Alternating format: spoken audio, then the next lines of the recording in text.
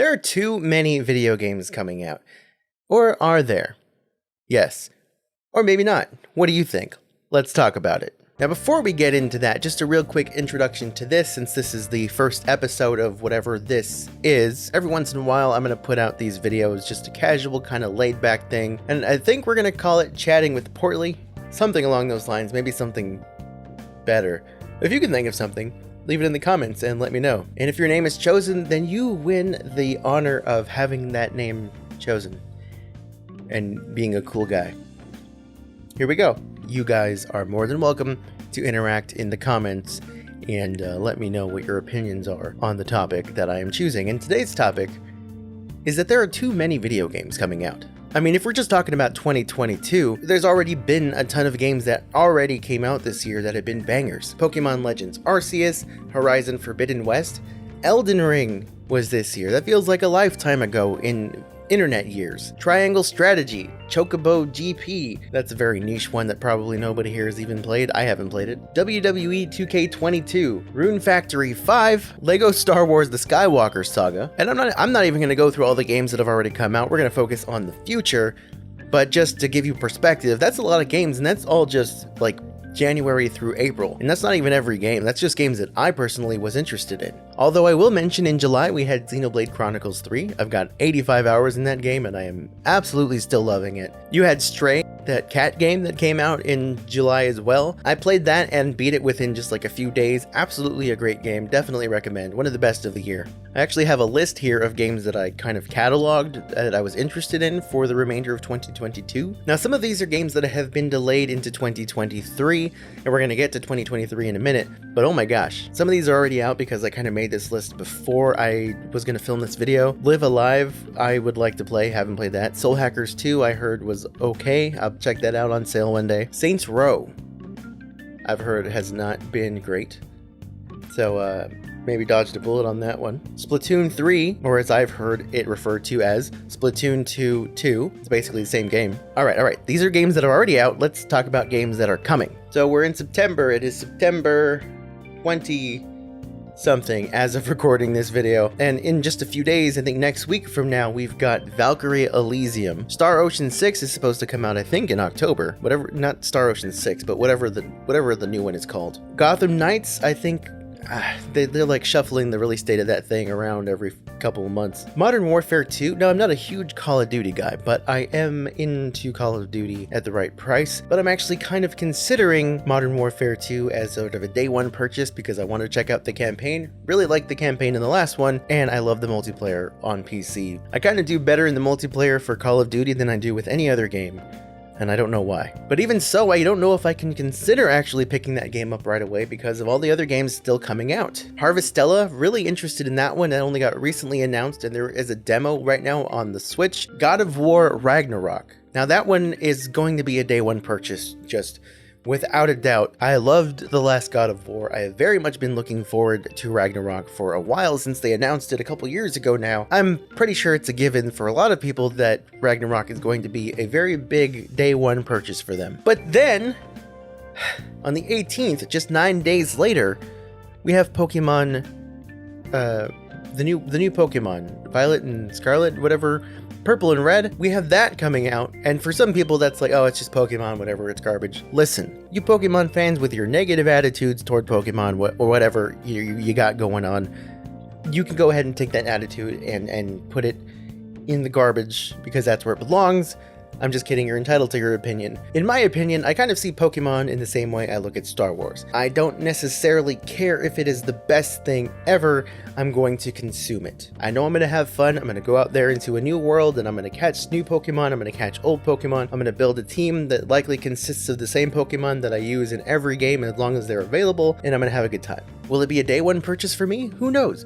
Who knows what the future holds? Then in December, which is kind of the one of the months that doesn't really have a lot of releases typically, they've got a couple that stand out. One is Dragon Quest Treasures.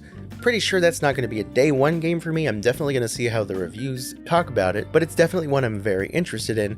I love the Dragon Quest universe, but I don't always love the turn-based RPG Dragon Quest format.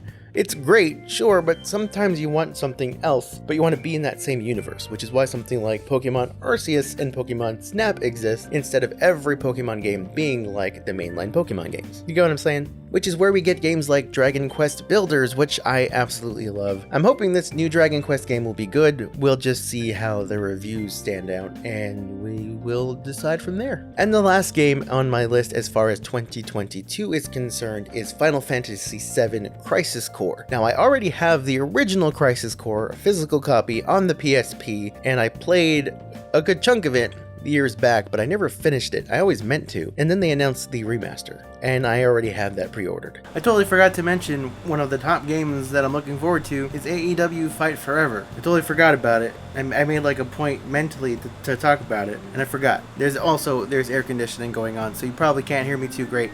But I'm looking forward to that one. How about you? They might have to probably change the cover art of that box, maybe. But we'll see. Hopefully it doesn't delay the game, because I want to play it. Anyway, back to you, Portly. And then immediately from the start of 2023, we are hit with bangers. And again, these are games that I myself am looking forward to, or at least am hopeful for. So if I don't mention a game, it's just because I particularly don't really care about it. There's just so many. I'm just going to start naming these off to hit you with the facts, the perspective of what is coming out and why there are too many games coming out. We have Fire Emblem Engage, we have Forspoken, Dead Island 2, the new Theater Rhythm game for the Switch, Like a Dragon Ishin, Octopath Traveler 2, Destiny 2 Lightfall. And those are just games that already have release dates planned out. There are so many games coming out next year, I can make an entire other video about it, so I'm not going to get into that. But there's too many games. Now, obviously, you don't have to buy every game, you don't have to buy every game at launch, you don't have to pay full price for every game. But even if you don't, even if I were to draw that back, I have to narrow down my choices to just a couple. All these games coming out within just a couple of months, all at least $60, it's just too much. It's too much. I don't even have the time. If I had all the money in the world, I wouldn't have the time, which is one thing to consider when it comes to making my purchasing decisions. But there's just too many games. Too many games coming out. Obviously, business is business. It would be kind of boring to stagger the releases. Not everybody is going to like every game, so they release games for people so that you have options to choose from. Not everyone's going to want God of War. Not everyone's going to want Call of Duty. Not everyone's going to want Pokemon. The point is, for me personally, it's too much. There's too many games.